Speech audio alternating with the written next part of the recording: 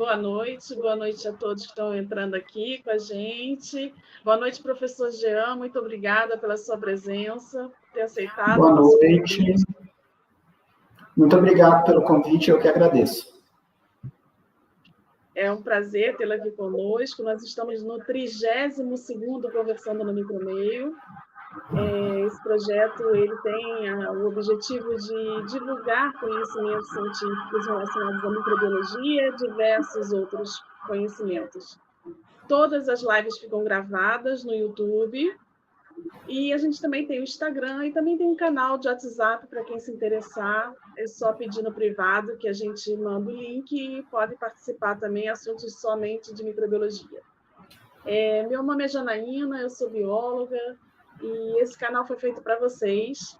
E hoje a gente está aqui com o professor Jean para falar de um assunto bem interessante, né, que é a pesquisa clínica, a importância da microbiologia.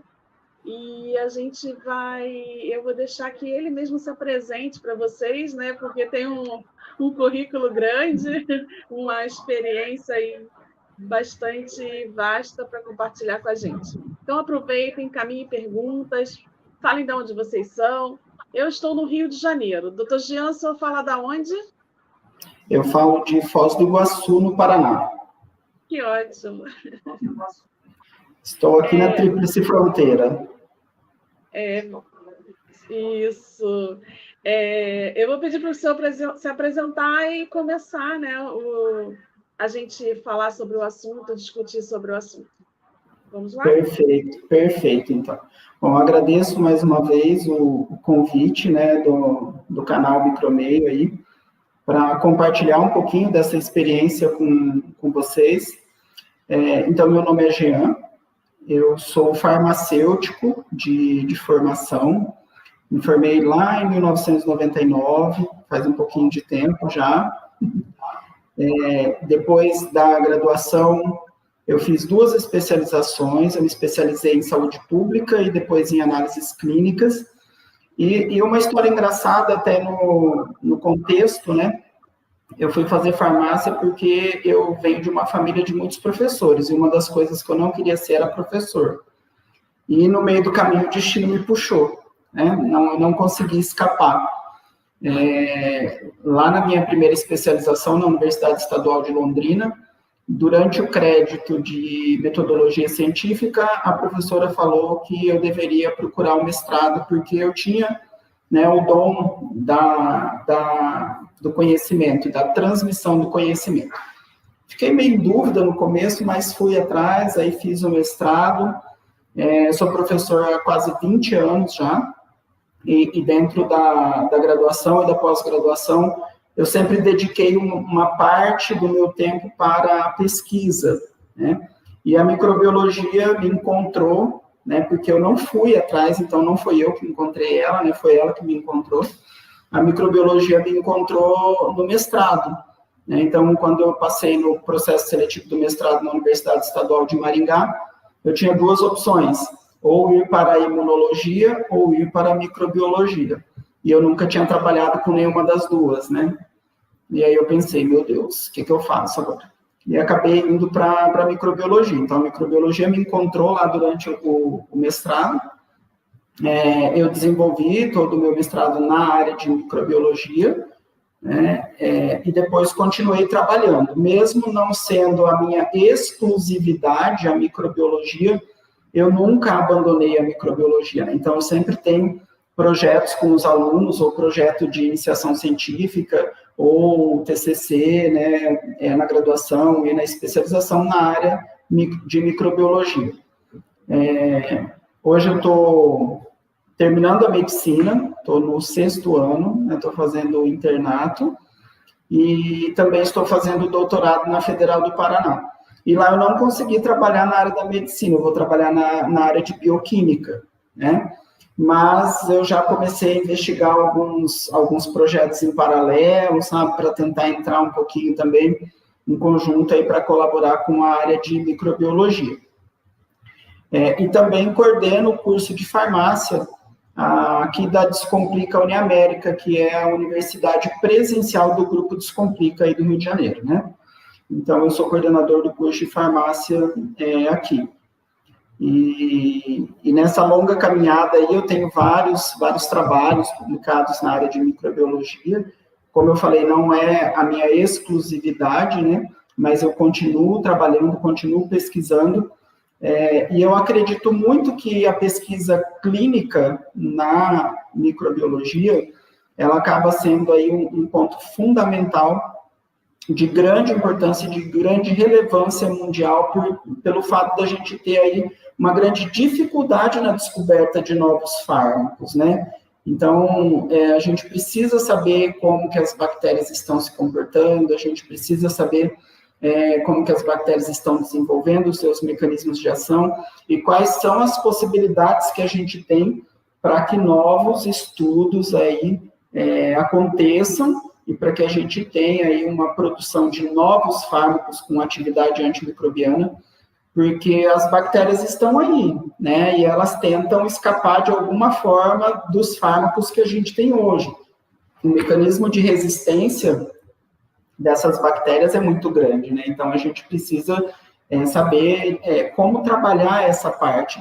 E eu penso que isso tem que vir desde a graduação, né, o incentivo na pesquisa clínica voltada para a microbiologia, seja ela microbiologia para a área da saúde, que é o que a gente vai abordar hoje aqui, né, mas a microbiologia voltada para a indústria de alimentos e para vários outros setores aí, ela tem que começar lá na graduação, né, daquele projetinho de iniciação científica que o aluno faz, né, às vezes sem muito recurso, sem muito conhecimento, né, e ele começa a se engajar nessa área, e aí a gente acaba vendo aí trabalhos que acabam se tornando aí o pontapé fundamental para a descoberta de vários outros medicamentos e várias outras situações que envolvam a microbiologia.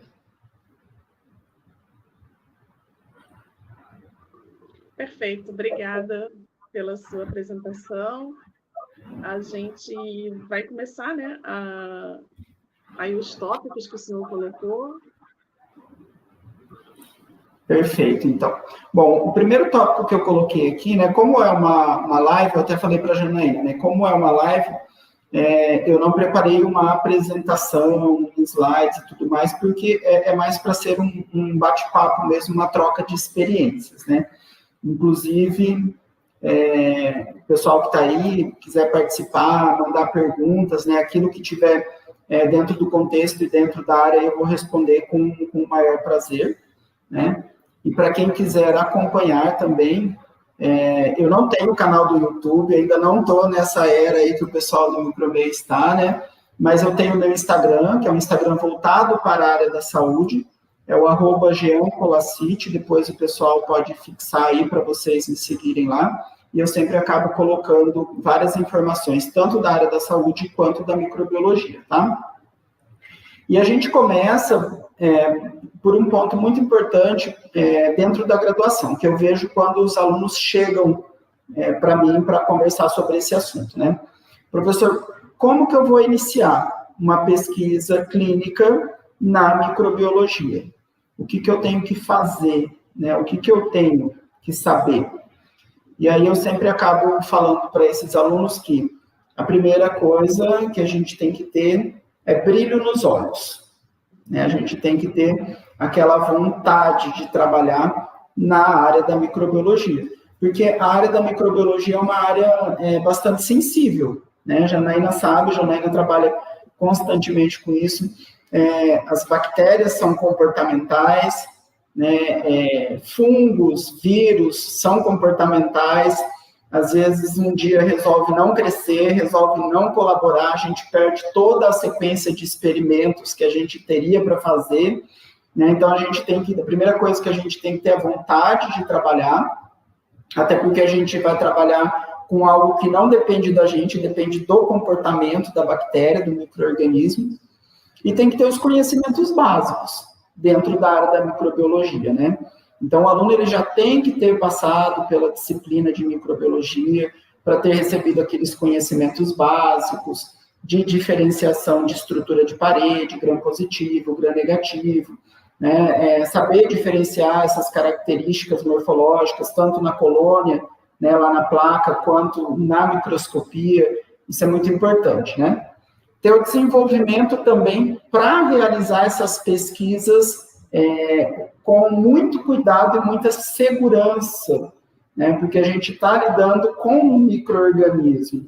Então, os alunos eles têm que ter um perfil diferenciado, porque exige um cuidado maior para se trabalhar, precisa ter um nível de segurança melhor para trabalhar. Muitas vezes, em projetos que a gente desenvolve aqui dentro da universidade, a gente recebe amostras, por exemplo, de ambiente hospitalar, né, onde a gente tem aí um alto potencial de virulência dessas bactérias, né, fatores de resistências aí extremamente complicados, então precisa ter um cuidado especial e a vontade de estudar, porque a microbiologia, como qualquer outra área da saúde, ela não para, né, ela é contínua, a sua evolução é contínua, então o pessoal precisa ter vontade mesmo para trabalhar nessa área. Então, para iniciar, eu falo que o aluno tem que ter no mínimo esse combo, né? No mínimo esse combo para começar. E começar com aquilo que ele tem para começar, né? A gente sabe que a pesquisa no Brasil é complicado, nem sempre a gente vai ter as verbas que a gente gostaria de ter à disposição, né? Mas eu falo que todo trabalho, por mais simples que ele seja, vai ter a sua relevância e vai ter a sua importância, né? Hoje a gente tem aí diversas outras pesquisas muito mais elaboradas e muito mais aprofundadas, né, com recursos maiores, aí, com investimentos maiores, mas que surgiram de uma pesquisa pequenininha, né, de uma pesquisa menor, onde talvez quem iniciou essa pesquisa ou quem fez essa pesquisa lá pela primeira vez não tinha recurso suficiente para desenvolver como gostaria, né, mas acabou aí deixando o pontapé inicial para que outros pesquisadores com mais recurso, né, com mais estrutura, pudesse dar continuidade naquele projetinho inicial que começou lá do nada. Pessoal, se vocês tiverem alguma dúvida, tá? E a Janaína também, se quiser interagir aí, fica à vontade, tá, Janaína? Tá bom, vamos lá. Outra coisa que é importante a gente ter em mente quando a gente vai falar de pesquisa clínica, né, na microbiologia para a área da saúde, que é o foco da nossa live hoje, é a gente saber quais são os objetivos, né? Por que eu preciso fazer uma pesquisa clínica na área da microbiologia, né? Do ponto de vista aí mundial, o que é importante dentro da pesquisa clínica da microbiologia, né? Primeiro de tudo, a gente está falando de um micro-organismo. Então, um dos grandes objetivos da pesquisa clínica na microbiologia é estudar o micro-organismo em si, né? Estudar a bactéria em si, porque elas desenvolvem com o tempo comportamentos diferentes e resistências, né? Graus de resistências diferentes aí com o passar do tempo. Principalmente se a gente for avaliar a questão da automedicação ou da medicação. Então, o micro-organismo ele vai se adaptando e vai mudando o seu comportamento conforme a gente vai dando oportunidades para que ele transforme o seu comportamento. Outro objetivo muito importante é o estudo de desenvolvimento de novos fármacos, por exemplo, né? De novos medicamentos. A gente faz aqueles estudos iniciais, avaliando a atividade antimicrobiana, por exemplo, de compostos biologicamente ativos, naturais, né, testando óleos essenciais, testando extratos etanólicos, metanólicos, hidroalcoólicos, né, ou até aquoso mesmo, e esses estudos, eles são pontos de partida aí para que a gente consiga desenvolver um novo fármaco. A produção de antibióticos mundialmente é muito complicada, né? A gente vê que demora muito tempo para surgir um novo fármaco para o tratamento de infecções bacterianas. E esses estudos, além de serem demorados, né, por conta das fases, né, que esses estudos necessitam passar, tanto aquelas fases recomendadas pelo FDA, que é o órgão americano, quanto a Anvisa, que é o nosso órgão aqui, que segue muito, né, o que o FDA preconiza nos Estados Unidos, demora-se muito tempo. Então, a gente já tem esse quesito que atrapalha, né? E, além disso, ainda a gente tem uma limitação muito grande com relação à produção de novos antibióticos, porque as bactérias, elas produzem, desenvolvem fatores de resistência que acabam comprometendo esses estudos. Às vezes o estudo está lá já numa fase final, e quando chega lá naquela fase final, a gente vê que determinados micro-organismos já desenvolveram resistência aí contra aquele novo medicamento que está em estudo. Então, a gente tem uma dificuldade muito grande. Se a gente for falar hoje aí de novos antibióticos no mercado, principalmente no mercado brasileiro, são poucos, né, que a gente tem aí nos últimos anos. A gente ainda usa antibióticos, né, medicamentos que eram utilizados na década de 50, né? Claro, a gente tem vários modernos, cefalosporinas de quarta geração, tem medicamentos mais atuais, mas a gente ainda faz a utilização. E muita gente pergunta assim, professor, mas não é errado? Né? Porque meu foco é microbiologia e farmacologia, né? Eu sou professor de farmacologia também. E os alunos perguntam, professor, mas não é errado?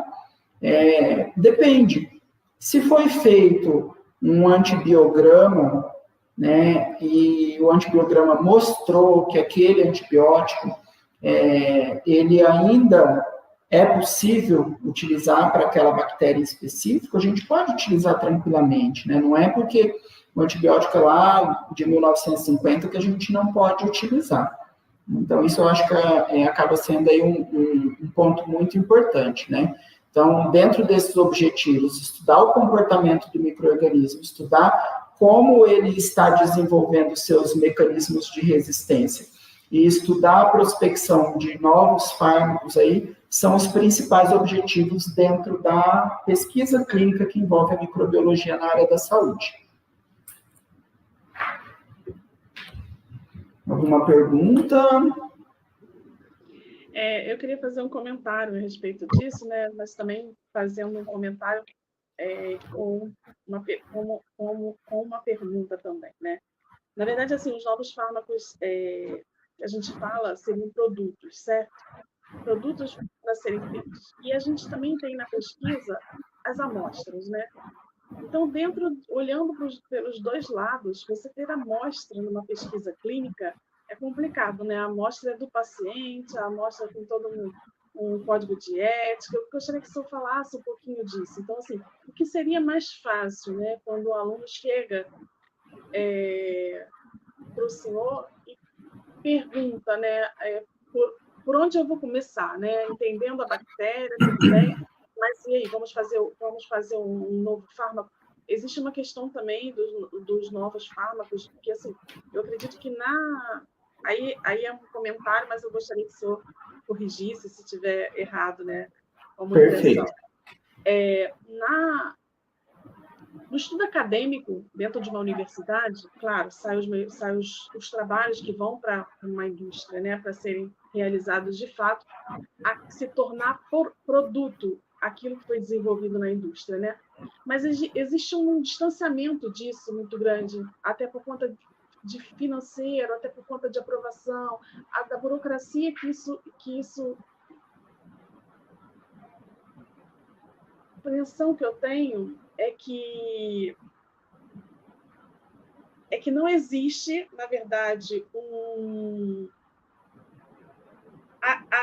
o mundo acadêmico quer desenvolver a pesquisa e o mundo do dinheiro não tem esse dinheiro, porque, visivelmente, os interesses ficam na frente, né? Gostaria que o senhor comentasse um pouco de tudo isso que eu falei.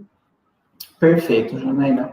Então, assim, realmente a gente tem aí várias situações que acabam dificultando, né, essa pesquisa clínica aí para o desenvolvimento de novos fármacos ou até mesmo para avaliar o comportamento dos micro-organismos, né, no caso, por exemplo, de uma situação de um surto num ambiente hospitalar, né, onde a gente percebe que tem um micro-organismo multiresistente que está circulando dentro daquele ambiente hospitalar, né, então a gente tem alguns fatores que acabam dificultando, né.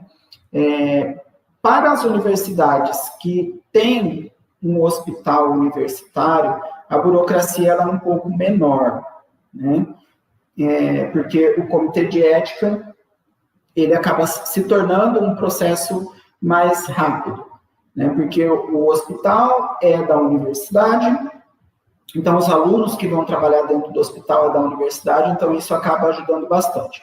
Para as universidades que não têm um hospital universitário, por exemplo, quando a gente vai trabalhar com uma pesquisa onde a gente quer amostras de um ambiente hospitalar, onde, por exemplo, ocorreu um surto de uma bactéria multiresistente ou qualquer outro tipo de situação desse gênero, muitas vezes a gente perde um tempo que é relevante porque a gente precisa da aprovação do comitê de ética, né?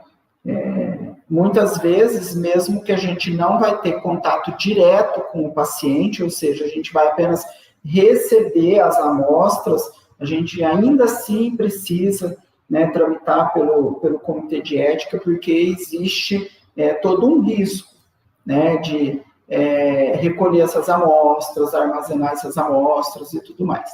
E hoje uma aprovação no comitê de ética aí, de um projeto muito bem escrito, no mínimo aí de 3 a 4 meses, né?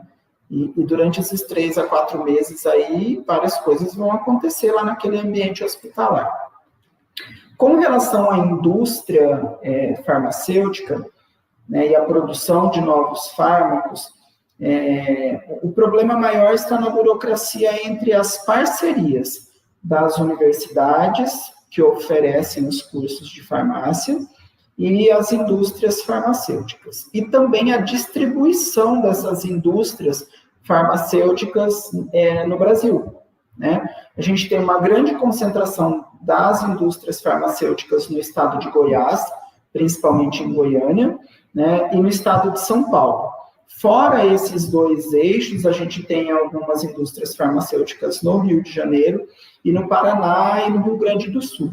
Então, as universidades que ficam mais distantes, né, dessas indústrias farmacêuticas, às vezes a gente tem alunos com potencial incrível, né, com uma vontade incrível, às vezes com um projeto aprovado, financiado por órgãos, por instituições, mas que de repente a gente não consegue levar adiante porque a gente não consegue fechar uma parceria, né, com uma indústria farmacêutica. É claro, tem que existir um interesse da indústria farmacêutica também, né, com relação a essa pesquisa, e esse interesse não vai só pelo ponto de vista financeiro da indústria, e sim também pelo que a indústria oferece, né, o que a indústria está produzindo, o que a indústria está pesquisando. Às vezes a gente está com um fármaco, né, com um pré-fármaco, na verdade, né, a gente está com uma substância que a gente está estudando, mas que talvez não seja relevante naquele momento para aquela indústria farmacêutica. E isso, às vezes, acaba atrapalhando bastante aí nesse quesito, né? Então, a gente precisa acertar, né? A gente precisa ter a indústria que está interessada no desenvolvimento dos produtos que a gente está pesquisando. A gente precisa acertar uma parceria para que esses estudos possam evoluir, ou seja, sair de dentro do ambiente acadêmico e ir para dentro do ambiente industrial, porque muda, né? A gente tem, próximo aqui a Foz do Iguaçu, na cidade de Toledo, no Paraná, até eu sou de Toledo, né? Se tiver alguém de Toledo me assistindo, um grande abraço aí. Todo final de semana eu estou lá na minha casa, e lá a gente tem uma indústria farmacêutica que é a maior produtora de genéricos em doses do Brasil, né? Então, a gente tem a possibilidade porque a gente está próximo. Então, a nossa universidade tem a possibilidade porque a gente está próximo. E a gente sabe como é a realidade lá dentro, né? Eu já tive o prazer de dar aula na residência em farmácia industrial pela Universidade Estadual do Oeste do Paraná, em Cascavel, que parte dessa residência era feita lá dentro da indústria. Então, lá eles têm laboratório de pontas, um equipamento de ponta, né, que as universidades não têm. Então, a transferência desse estudo que começou no ambiente acadêmico para esse ambiente também é muito importante, porque lá sim a gente vai ter a possibilidade, né, de desenvolver pesquisas maiores, né, com uma maior qualidade. Então, isso é muito importante. Não sei se eu respondi tudo, Janaína, se faltou algum item aí, você pode me falar, tá? Não, respondeu tudo. Perfeito. Tranquilo, então. Outro ponto importante é a questão aí da utilização dos fitoterápicos, né? Então, a gente tem aí uma grande quantidade de plantas medicinais no Brasil que tem potencial de atividade antimicrobiana, né? E, assim, os estudos, eles mostram isso, e cada vez mais as universidades têm incluído esse tipo de estudo lá no início da pesquisa clínica da microbiologia, lá com os alunos da graduação, né? Então, a gente tem aí alecrim, cravo, noz moscada, a gente tem vários tipos, a pimenta da Jamaica, inclusive a gente está fazendo um trabalho agora de TCC relacionado à pimenta da Jamaica, só que a gente não está fazendo estudos de atividade antimicrobiana, a gente está fazendo um estudo cienciométrico, para ver o que foi produzido, né, de pesquisa científica, através dos artigos publicados sobre a atividade antimicrobiana da pimenta da Jamaica. E essa questão da cienciometria, ela acaba sendo muito importante, porque quando a gente faz uma pesquisa cienciométrica, a gente consegue achar, né, aquelas pesquisas pormenores que foram em vários locais ou vários países, aí fazer um levantamento de como que está essa distribuição geograficamente no mundo, né? Então, é muito importante. Um exemplo que eu dou, Janaína, faz 2 anos, a gente fez uma parceria com o 14º Batalhão da Polícia Militar aqui em Foz do Iguaçu, né? E eles têm produção de plantas medicinais lá. E eles produzem a Ora Pranobis, né? Não sei se vocês já ouviram falar. E eles queriam saber mais sobre a planta, né? E aí eu conversando com o pessoal de lá, falei, olha, a gente pode oferecer para vocês uma pesquisa inicial sobre uma possível atividade antimicrobiana dessa planta, né? E aí a gente acabou percebendo no final do estudo que ela tem uma atividade antimicrobiana até relevante frente às bactérias gram-positivas. As bactérias gram-negativas, ela não teve uma relevância, né? Mas para as bactérias gram-positivas, sim. Isso gerou um trabalho, a gente publicou o artigo científico, né? Então, assim, de algo, né, de uma necessidade de uma comunidade em específico, a gente conseguiu desenvolver um projeto de pesquisa inicial, né, tá lá guardadinho, a hora que a gente tiver uma oportunidade maior de expandir, de fazer uma parceria, né, ou com outras universidades, ou com outra indústria farmacêutica para tentar dar continuidade nesse estudo, a gente vai dar continuidade aí nesse estudo, né? Então, isso mostra para a gente a relevância, né? O Brasil tem muitas plantas aí ainda desconhecidas, que a gente não sabe, a gente não tem noção, né, de que tipo de atividade que essas plantas podem desenvolver.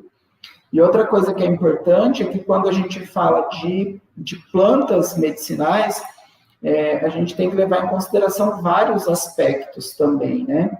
Você que é da área da biologia sabe muito mais do que eu, mas a concentração de bioativos nessas plantas, elas mudam de acordo com o clima, com a terra, né, com tudo.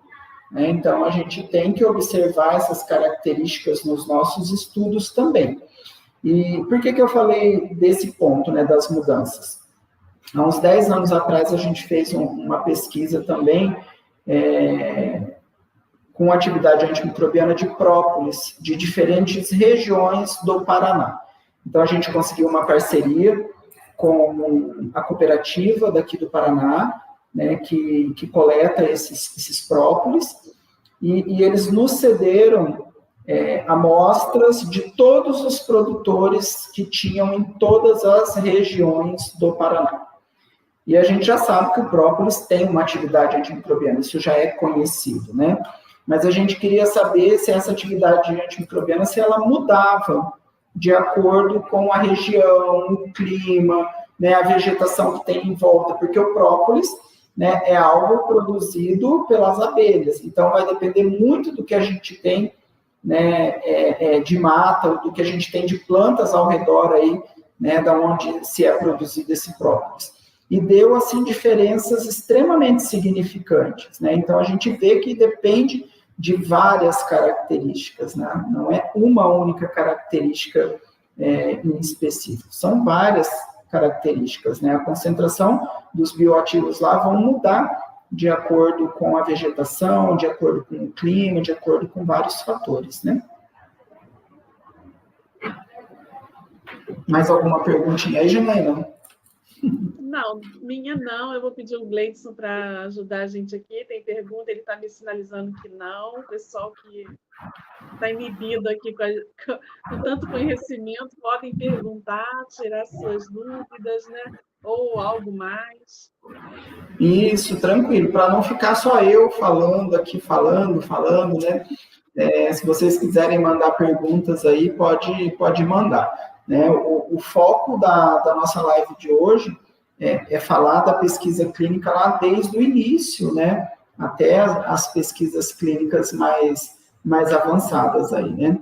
Mas a gente bate na tecla da importância da pesquisa clínica, principalmente por causa da variação dos fatores de resistências que os micro-organismos vêm desenvolvendo, né? E a gente vê cada vez mais, ô Janaína, os micro-organismos multiresistentes que são encontrados, que antes eram encontrados exclusivamente no ambiente hospitalar, essas bactérias hoje sendo encontradas na comunidade. Isso acaba sendo aí um ponto muito complicado, né? Porque a gente sabe que os micro-organismos multiresistentes, eles tendem a se concentrar no ambiente hospitalar, que é onde eles são expostos diariamente, né, a medicamentos, e é onde eles vão desenvolver essas resistências com maior facilidade. Mas a partir do momento que a gente começa a encontrar cepas desses micro-organismos multiresistentes na comunidade, isso acaba preocupando a gente, né? No meu mestrado, eu trabalhei com Staphylo aureus, né? Então, eu avaliei a atividade antimicrobiana e os fatores de resistência de amostras de Staphylo aureus de diferentes origens. E aí, a gente isolou de ambiente hospitalar, a gente isolou de água e de alimentos, né? E nós trabalhamos com esse mix de amostras aí. E a gente percebeu Staphylo aureus multiresistente, meticilina resistente, por exemplo, em amostras num ambiente aí que está relacionado à comunidade. Amostras de água, amostra de alimentos. Teve uma outra colega, né, que conseguiu isolar de pacientes que não estavam hospitalizados e nem estiveram hospitalizados nos últimos meses. Então, né, da onde que veio esse micro-organismo multiresistente? Isso preocupa muito a gente, né? Porque enquanto está restrito ao ambiente hospitalar, é uma coisa. Quando começa a se disseminar na comunidade, a gente já tem que olhar aí com uma outra visão, né? Se acontece de se disseminar na comunidade, o que a gente tem em mãos para fazer? Né? O que a gente poderia pensar? Qual é a estrutura, né? Essa é uma problemática que a gente está vivendo, que inclusive alguns pesquisadores costumam dizer que pode ser uma pandemia silenciosa, né? Que a gente vive por conta de vários outros micro-organismos, como o senhor mencionou, também resistentes, não somente os Staphylococcus aureus, né? Que me parece, né, que tem um percentual realmente alto na comunidade, em outras situações, não somente ao hospital, como se fosse já até uma coisa comum, né? A gente está colonizado com Staphylococcus aureus resistente à meticilina, né?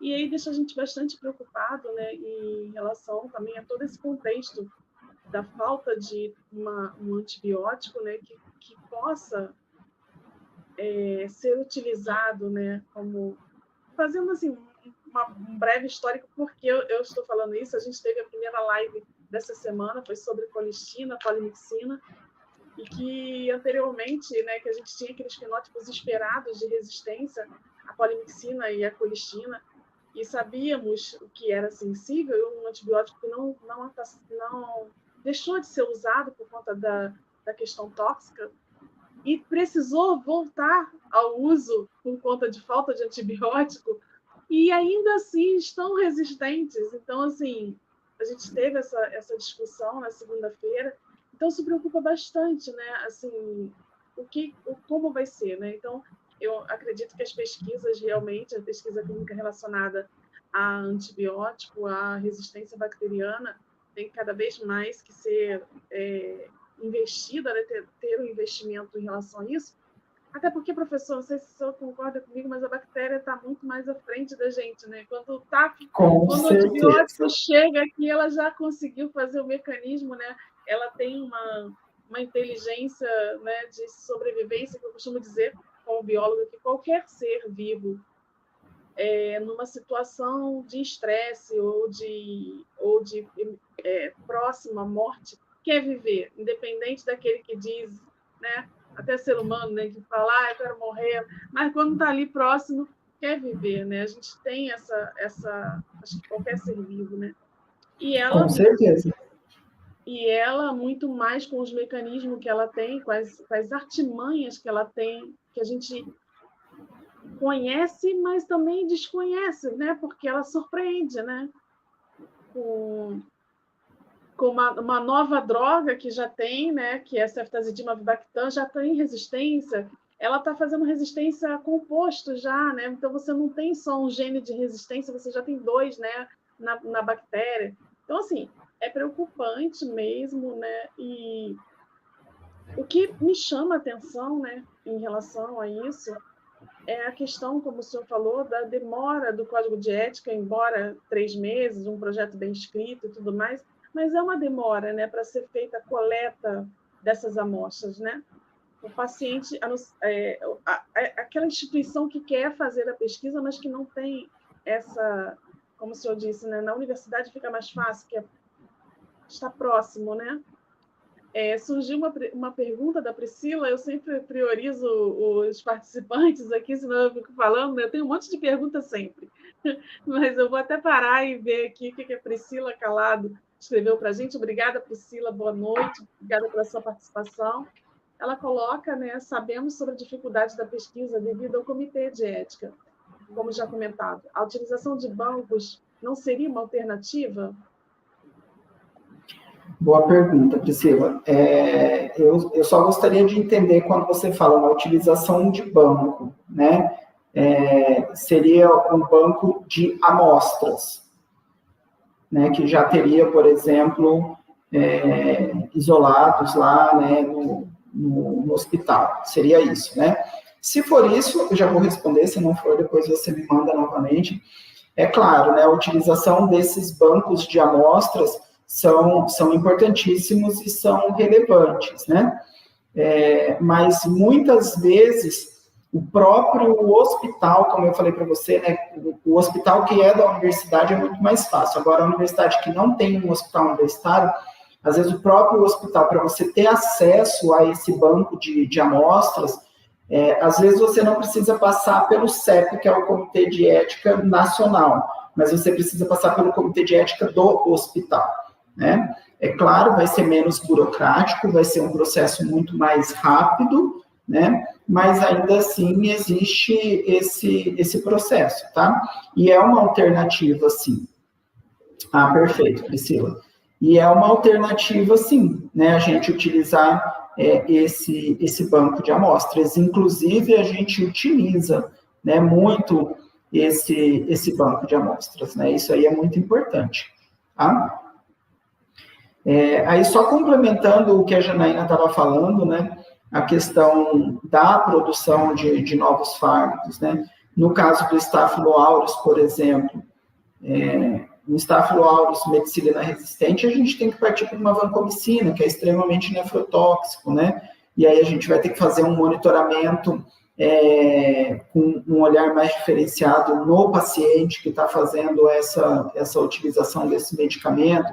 Os medicamentos que a Janaína citou, que acabaram voltando, mesmo tendo aí, né, um alto grau de toxicidade, uma toxicidade relevante, e muitas vezes a gente precisa abrir mão, né, mesmo sabendo que esses medicamentos têm um grau de toxicidade, e utilizar esses medicamentos porque a gente já não tem mais alternativa para aquela bactéria que aquele paciente tem, né? Então, isso está se tornando cada vez mais frequente, né? A gente precisar voltar a utilizar medicamentos que têm toxicidade conhecida por conta de que os micro-organismos, as bactérias, desenvolveram resistências às outras alternativas que a gente tinha, né? E como a própria Janaína falou, a bactéria, ela está ali única e exclusivamente para tentar escapar do que está fazendo mal para ela,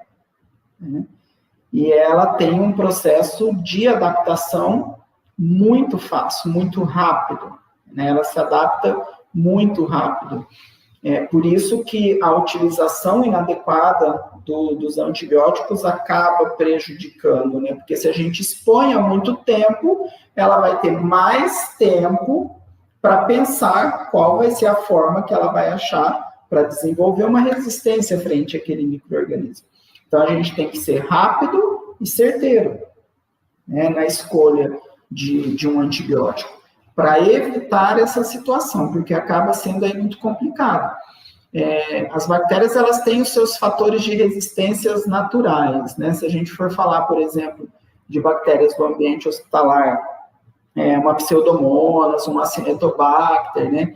Eles já têm naturalmente produção de adesinas, que facilita a formação de biofilme, né, em materiais sintéticos aí, uma colonização muito mais fácil, o desenvolvimento de uma infecção hospitalar de forma muito mais rápida, e aí, geralmente, essas bactérias que estão no ambiente hospitalar, elas já são multiresistentes, né? A maioria delas já são multiresistentes.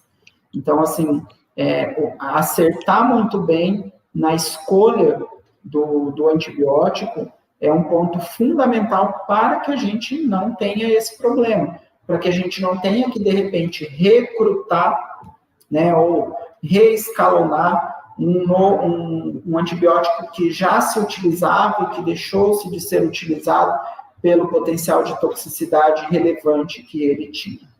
Mas na situação onde a gente não tem, né, isso tem que acontecer, porque a prioridade é a gente salvar a vida do paciente, né? Mesmo que a gente tenha que expor esse paciente a um risco aumentado de toxicidade, né, de um comprometimento renal, hepático, seja ele qual for, né, a nefrotoxicidade é o que mais acontece no uso de antibiótico, mas a hepatotoxicidade também está aí, a gente não pode esquecer desse fator, né, a gente precisa levar em consideração.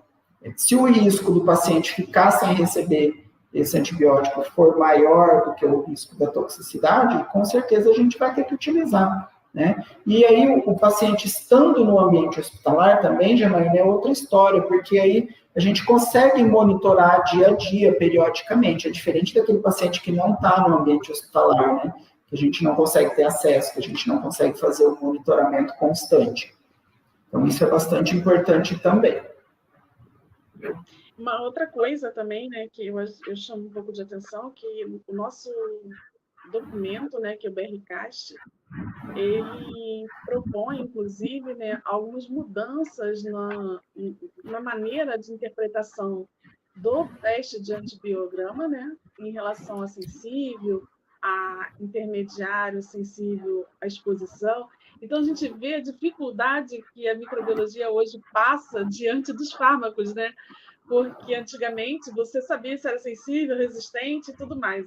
Agora não mais, né? Você tem situações diversas relacionadas a in vivo, né? Porque a gente tem que lembrar também, né, professor, que esse estudante ele faz ali in vitro, e aí depois a gente já tem que passar essa ideia. E aí, diante disso, eu pergunto, né? É claro que um estudante que está fazendo uma pesquisa, como o senhor,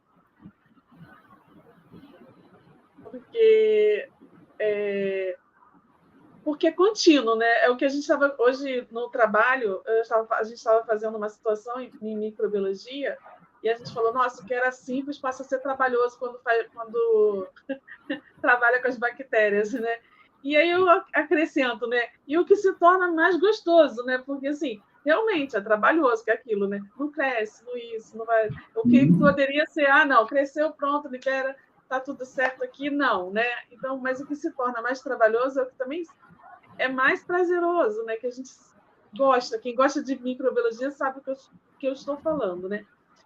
Mas aí eu perguntaria, né, assim, para o senhor, em relação a esse aluno, desestimula no decorrer dessa pesquisa ou não, né? Ou ele, de fato, assim, se interessa cada vez mais ainda por essa... Porque hoje em dia é uma indecisão, um resultado clínico, quando você olha, né, que precisa sair com várias notas naquele diagnóstico que a gente dá para o médico, por conta das exceções, por conta das indicações, porque não é mais certo ou errado, como a gente aprendeu antes, né? Antes, eu digo, pessoal, na minha época, lá atrás, quando eu liberava resultado, que era tudo sensível, eu comecei a ver a resistência surgindo, né? O que o senhor diria disso? Então, Janaína, o que a gente... Eu sempre falo isso para os alunos, eu falo assim, o antibiograma está te mostrando um perfil de sensibilidade ou de resistência de um micro-organismo, né, que foi isolado de um material biológico do paciente, mas que ele está in vitro, em um ambiente diferente do organismo do paciente. A resposta desse antibiótico, quando utilizado pelo paciente, pode ser diferente, né? Porque a bactéria ela está num outro ambiente, ela pode se comportar de forma diferente. A gente sabe que a bactéria ela tem essa perspicácia, né, de mudar o seu comportamento conforme o ambiente que ela está. Isso não só das bactérias, mas de vários micro-organismos, né, de forma geral falando, eles têm essa capacidade de adaptar o seu comportamento para o local onde eles estão, né?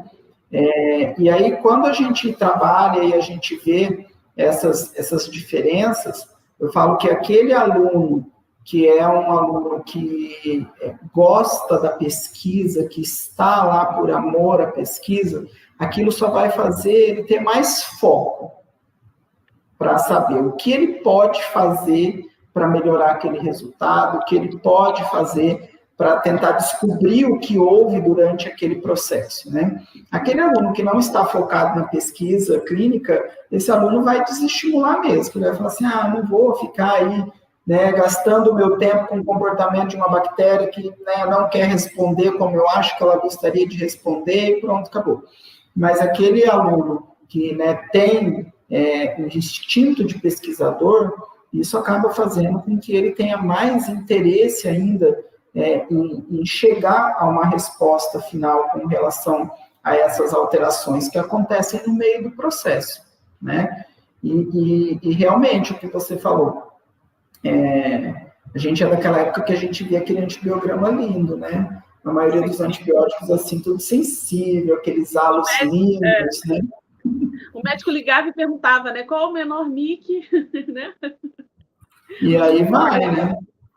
Mas agora a gente já vê diferente, né? Muito diferente, principalmente no ambiente hospitalar. Às vezes a gente acaba testando lá 5, 7, né? Às vezes 10 antibióticos diferentes, dependendo da suspeita do micro-organismo, né? E às vezes a gente vê lá que dá 1, 2 sensível ou parcialmente sensível, né? E aí bate realmente aquela dúvida, por exemplo, quando você fez um antibiograma, você olha e você fala assim, e agora, José? Né? Tem 2 antibióticos aqui parcialmente seletivos, para onde que eu vou? Exatamente. A gente tem uma pergunta, né? Foi sinalizado aqui para mim, que a gente tem uma pergunta do Guilherme. Guilherme, obrigada. Boa noite, Guilherme. Professor Jean, nosso projeto integrado de pesquisa na faculdade é sobre a ação antimicrobiana de alguns alimentos. Perfeito. Aí ele continua aqui, né? O senhor quer ler? A amostra é o administrativo, né? Perfeito. O Guilherme, ele é aluno aqui da universidade, então a gente está com a audiência dos nossos alunos aqui da universidade. Ele é aluno do curso de biomedicina, eu também dou aula na biomedicina, então já foi meu aluno. Então, olha, a gente tem também um grupo, Guilherme, que está fazendo um projeto integrador e eles estão desenvolvendo também a pesquisa de atividade antimicrobiana com o óleo essencial que eles extraíram da casca do alho, né? Então, o que a gente vê? A diferença, ela pode acontecer, como eu já falei ali com a Janaína anteriormente, em relação a N fatores, inclusive local de produção, solo de produção, né? Às vezes a gente vai, se a gente abrir a internet e for pesquisar, né, estudos de atividade antimicrobiana do alho sativa, por exemplo, a gente pode baixar lá 10, 15 artigos e quando a gente começa a ver, a gente vê que os resultados são diferentes. Aí a gente vai falar assim, o que está acontecendo? Tem alguma coisa de errado, né? E às vezes não tem nada de errado, né? As diferenças, elas podem acontecer de acordo com N fatores, como eu falei, clima, solo, né? O tipo de produção da amostra, o tipo da coleta, da secagem dessa amostra, né? Da produção do óleo essencial ou do extrato, isso tudo pode influenciar, né? Então, não é pelo fato da gente abrir na internet e ver que, de repente, um trabalho aqui do Paraná falou que tem atividade antimicrobiana para gram-positivo, por exemplo, e lá no Nordeste fala que não tem atividade para gram-positivo, né? Tem vários fatores que envolvem a planta que a gente está pesquisando e fatores que envolvem a amostra do micro-organismo que a gente está utilizando, né? Geralmente a gente utiliza uma amostra ATCC para a gente ter noção do padrão, né? Mas se você está fazendo, por exemplo, de amostras de um ambiente hospitalar, Guilherme, e você vai comparar com um trabalho que foi feito aí de amostras isoladas da comunidade, por exemplo, a gente pode ter um padrão diferenciado de atividade antimicrobiana, né? Isso aí é uma realidade que a gente enfrenta na microbiologia. Quem trabalha na microbiologia sabe dessa realidade aí, né? As bactérias, quando elas são isoladas de diferentes ambientes, elas podem ter comportamentos diferentes, porque elas vão ter fatores de resistência diferentes. E se a gente está trabalhando com plantas medicinais, né, a gente também pode ter um comportamento diferente de acordo com N fatores aí, que vão mudar as características dos bioativos presentes naquelas plantas, né? Isso, inclusive, me fez pensar, né? A gente antigamente, quer dizer, antigamente recente,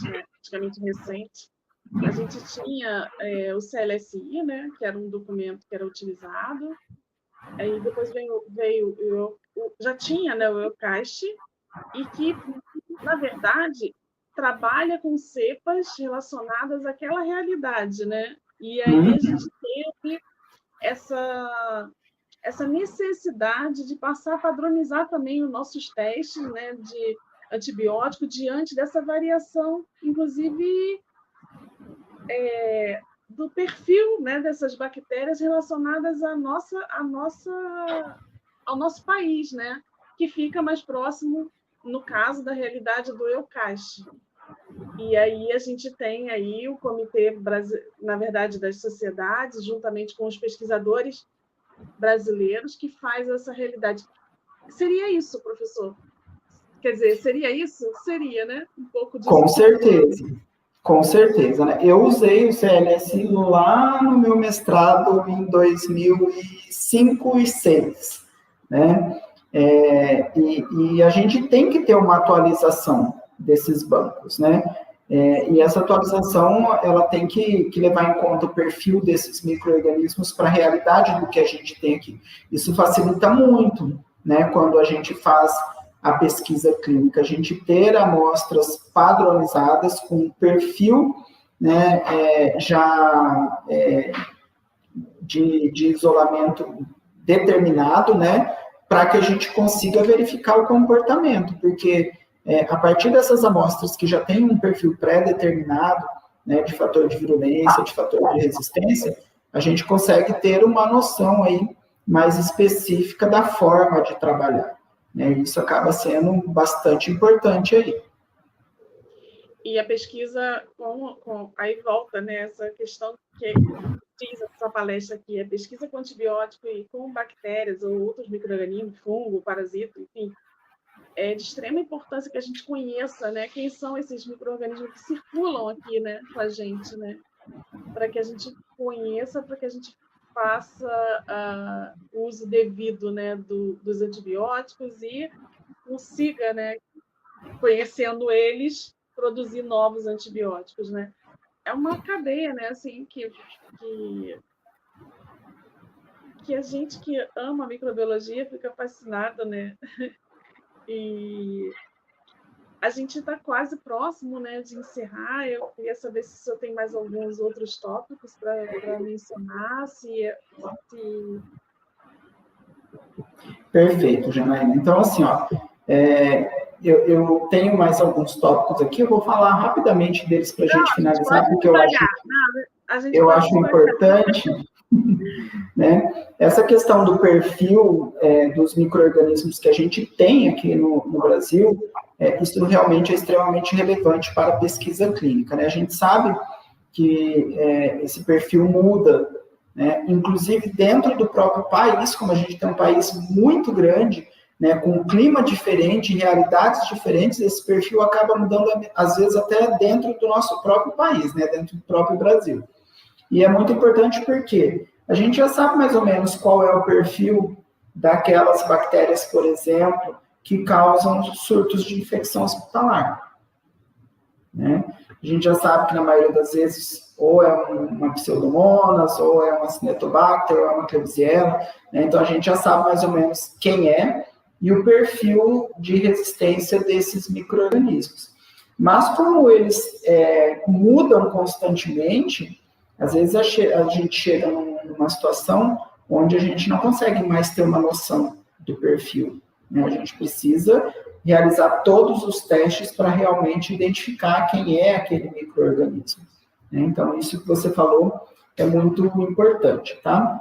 Um outro ponto que eu tinha separado, Juliana, é a questão do uso da cienciometria. Eu não sei se todo mundo, né, conhece o que é um estudo cienciométrico, mas, assim, brevemente, o estudo cienciométrico, ele mede, né, ele usa medidas, ele usa testes métricos para mostrar para a gente como está o estudo relacionado àquele determinado assunto no mundo, né?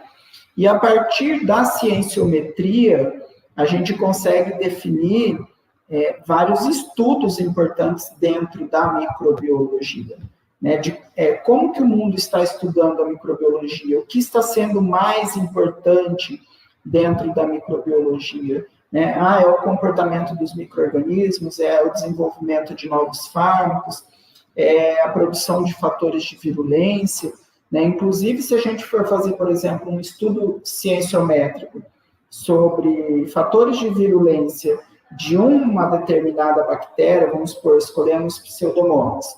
Vamos fazer um estudo cienciométrico que vai avaliar Pseudomonas e os seus fatores de virulência. A gente vai perceber, quando a gente levantar esses artigos publicados mundialmente, que o comportamento do fator de virulência da Pseudomonas, ela é diferente em todas as regiões do mundo. E isso facilita também a gente ter perspectivas de fármacos com melhor ou pior potencial de ação frente a essa bactéria nas diferentes regiões do mundo.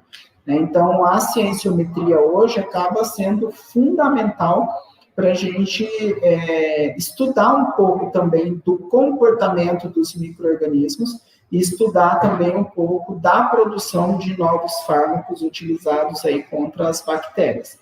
Então, para quem não tem o conhecimento da cienciometria, é fantástico, né? A gente precisa fazer. Os meus alunos, esse semestre eu já coloquei vários para fazer estudo cienciométrico, inclusive está fazendo da pimenta da Jamaica, que eu falei para você, ele está fazendo estudo cienciométrico, né, para ver.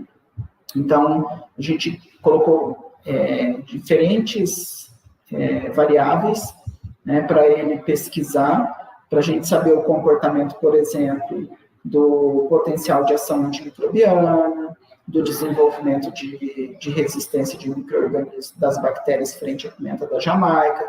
Então, quando a gente tiver finalizado esse estudo, a gente vai ter um panorama mundial, né, uma distribuição geográfica, aonde ela está sendo mais estudada, qual é o resultado da atividade antimicrobiana nos diferentes locais onde ela foi estudada.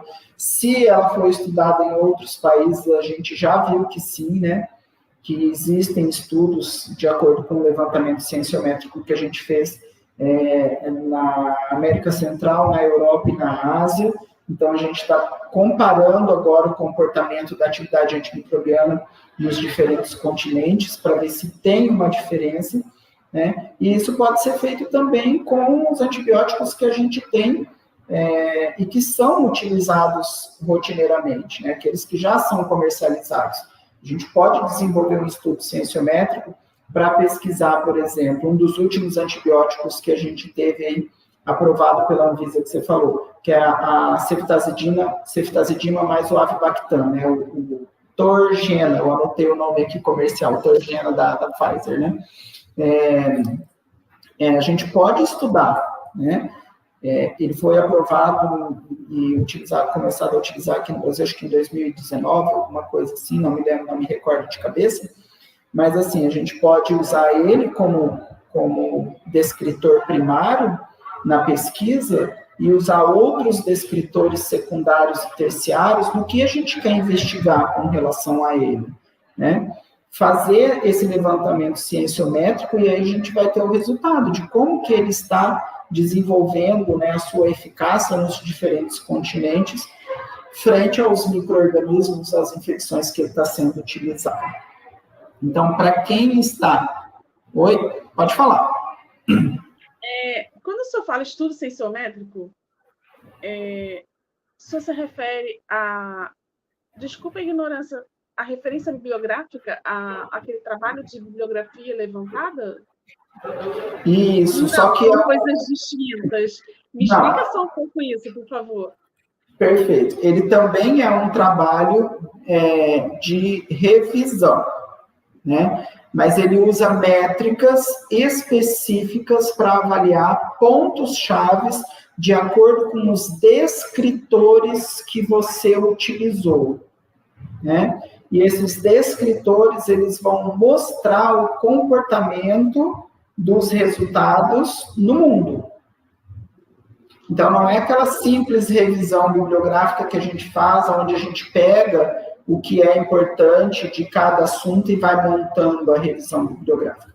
Você define os descritores que você vai trabalhar e você vai fazer o levantamento mundial só daqueles descritores que você selecionou inicialmente na sua metodologia. Né? Então, ele vai dar métricas específicas daqueles descritores e a distribuição geográfica mundial dos estudos relacionados àqueles descritores. Deu para clarear um pouquinho? Não deu. É porque o senhor está falando sensométrica, honestamente, eu não conheço. E aí fiquei pensando na referência bibliográfica. Eu preciso perguntar. Né? Pode ser ele dá um pouco mais de trabalho, Janaína, ele dá um pouco mais de trabalho, porque assim, né?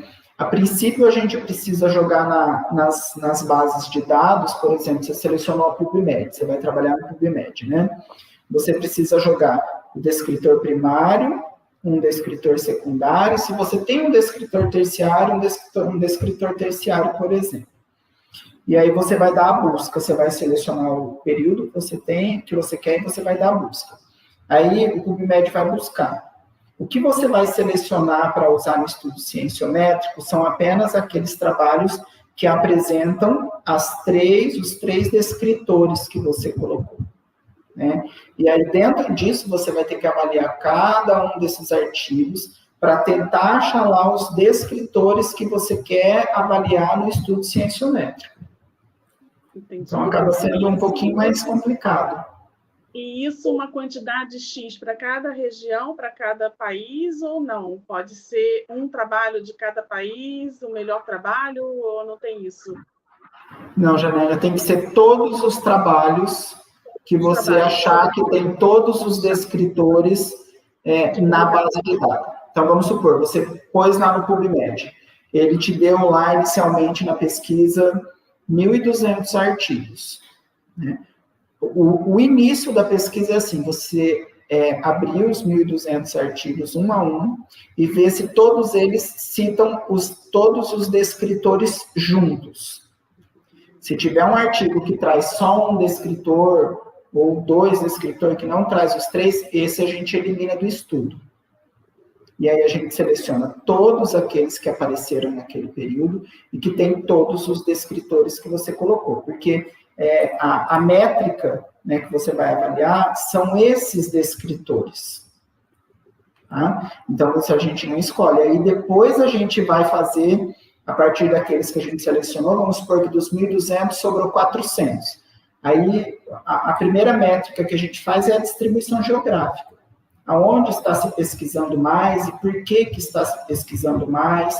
Depois o ano de publicação, né, para saber... por exemplo, que ano se pesquisou mais, porque depois a gente vai procurar informações relevantes com relação a isso. Por que tal região pesquisa mais sobre aquilo? Alguma relevância científica tem ali, né? Por exemplo, por que aqui no Brasil se pesquisa mais sobre a atividade antimicrobiana da pimenta da Jamaica? Alguma coisa tem de relevante ali.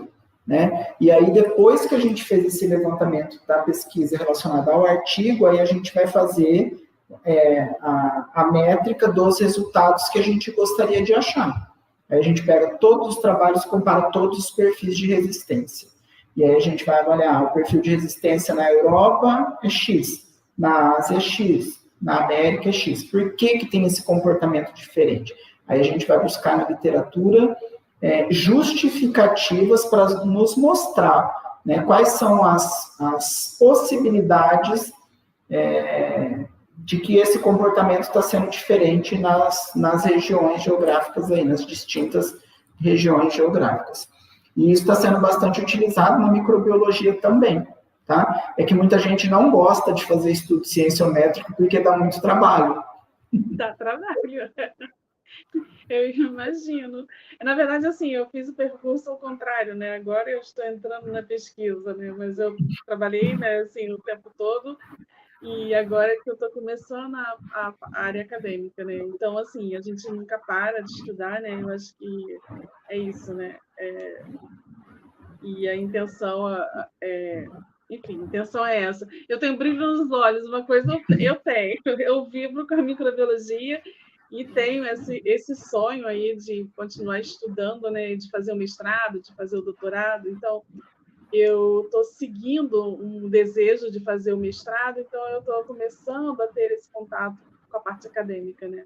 Agora. É muito importante. Depois de 28 anos aí de trabalho no laboratório, né? Mas a prática a prática me dá uma base boa, né? Mas aí esse início, então por isso essas perguntas assim, gente, não vai falar, meu Deus. Viu? Mas é assim mesmo, Janaína. Eu, por exemplo, eu encerrei o mestrado em 2006, aí fiquei parado até 2022, né? Não quis fazer o doutorado até 2022. Aí, em 2022, eu resolvi voltar para fazer o doutorado. Então, assim, tudo no seu tempo, né? Tudo no seu tempo. As prioridades, né, que a gente tem na vida também, né? Com certeza. Com certeza. E aí, assim, Janaína, para quem quiser saber mais sobre cienciometria, se ficou na dúvida, qualquer coisa, metodologia, como que faz, né? O pessoal já colocou aí no Instagram, né? Pode me seguir lá e me mandar no direct, que aí a gente coloca, eu troco o WhatsApp, que é mais fácil de contato, né? E aí a gente vai trocando informações aí sobre a pesquisa cienciométrica, porque é algo interessante que nos mostra resultados interessantes, relevantes, né? Por exemplo, do que a gente pode fazer, né? De como que a gente pode utilizar os antibióticos, de como que a gente pode, de repente, fazer um reescalonamento, né? De um antibiótico aí, e do qual a gente não precisa passar pelo comitê de ética, a gente não precisa de estudos que vão nos demandar muito mais tempo, tá? Então, para quem quiser depois, só me chamar aí que a gente já bate um papo tranquilo. E para finalizar, Janaína, você falou aí anteriormente, eu tinha colocado aqui um dos pontos da live, com relação à inteligência artificial, né? Vocês tiveram uma live essa semana, eu vi que já está lá no canal, não tive tempo de assistir ainda, porque a gente vai receber MEC aqui, sabe? Então tá assim uma loucura a vida aqui com a visita do MEC, e mais, eu tenho um artigo para finalizar do doutorado até dia 28, então está bem corrido. Mas, assim, eu vi recentemente que a inteligência artificial, ela também está sendo utilizada para estudos de novos antibióticos, né? Então, tem vários artigos publicados em revistas muito bem conceituadas aí na área acadêmica, e que mostram, né, eu fiz só um levantamento aqui de um estudo publicado na Nature, que fala do uso da inteligência artificial no estudo de um novo antibiótico, que eles não citaram o nome, então, é claro, deve estar em off ainda, né? Eles não citaram o nome, mas um novo antibiótico para Acinetobacter baumannii multiresistente, de ambiente hospitalar. E lá nessa reportagem, eles falam que eles estudaram 41 cepas e funcionou para todas, né? Então, a gente vê aí que a inteligência artificial, ela veio para ficar, né? Ela veio para nos unir força, mas a gente tem que lembrar que ela veio para ser uma extensão do nosso cérebro, né? Lá, há muitos anos atrás, quando a calculadora surgiu para ser uma extensão do nosso cérebro, para ajudar a gente a fazer de forma mais rápida algo que a gente levaria mais tempo. E a inteligência artificial, ela tem que ser utilizada dessa forma também, para nos ajudar a fazer coisas que, de repente, a gente demoraria muito mais tempo para fazer, né? E não, assim, para fazer tudo para a gente, né? Porque aí, até ouvi uma outra reportagem falando do grande problema da inteligência artificial agora na produção científica, né? Porque muitos artigos científicos não estão sendo produzidos por pesquisadores reais, e sim pela inteligência artificial, e isso acaba sendo ruim, né? A gente tem que lembrar que a inteligência artificial é apenas uma extensão da gente, né? E aí eu vi, entre vários estudos, eu vi esse, e achei bastante interessante trazer essa relevância que a gente tem agora da utilização da inteligência artificial também na microbiologia e no desenvolvimento de novos fármacos aí para ser utilizado como antibacterianos, né? Perfeito. É isso, eu acho. Não. Ele está me dizendo aqui só tem elogios. A gente costuma dizer que é fã-clube, né? Que o palestrante, quando tem um monte de elogios assim, ele tem um fã-clube. Que bom, eu fico feliz. Normalmente professores, né, chegam com esse fã-clube. A gente, então, vai encerrando por aqui, né? Uma pena, dá vontade de ficar conversando mais, aprendendo mais. Aprendi muita coisa hoje. Eu quero agradecer a sua disponibilidade de ter vindo aqui, compartilhar com a gente conhecimentos. A gente sabe que isso é uma dedicação de tempo, o tempo não volta atrás. Então, ficou registrado aqui ficou registrado um momento, mas um momento muito relevante para a nossa ciência.